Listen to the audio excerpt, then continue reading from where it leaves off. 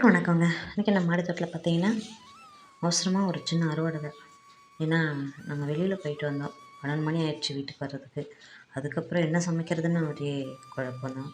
சரி, சின்னதாக ஒரு காரக்குழம்பு, வத்தல் மட்டும் பொரிச்சுக்கலாம், டைம் இல்லை அப்படின்னு சொல்லிட்டு ஓடி போய் வெண்டைக்காய் பார்த்தீங்கன்னா, இப்போ பறிக்கிற மாதிரி ஒரு 4 வெண்டைக்காய் இருந்துச்சு. சரி, அதை மட்டும் பறிச்சுக்கலாம்.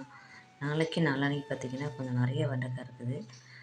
ரொம்பவும் சின்னதாக பறித்தா வேஸ்ட் இல்லைங்களா? அதனால் அந்த இருக்கிற வெண்டைக்காயை மட்டும், அதாவது என்றைக்கு பறிக்கிற சைஸில் இருக்கிற வெண்டைக்காய் மட்டும் ஒரு 4 அதை மட்டும் பறிச்சுட்டு, அப்புறம் கொஞ்சம் கொத்தவரங்காய் பறிச்சுட்டு வந்துட்டா காரக்குழம்பு வச்சிடலாம் அப்படின்னு சொல்லிட்டு, அப்படியே இருக்கிற வெண்டைக்காயும் கொத்தவரங்காயும் பறிக்க ஆரம்பிச்சிட்டேங்க.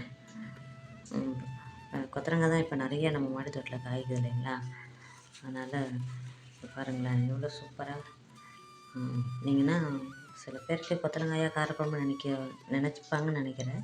பட் வந்து சமைச்சு பாருங்கள். காரக்குழம்புல கொத்தவரங்காய் போட்டு சமைக்கும்போது காய் ஸ்வீட்டாக இருக்கும். நீங்கள் சமைச்சு சாப்பிட்டு பாருங்கள். சமைச்சவங்களுக்கு தெரியும் காரக்குழம்பு கொத்தவரங்காய் எவ்வளோ சூப்பராக இருக்கும்னு சொல்லிட்டு.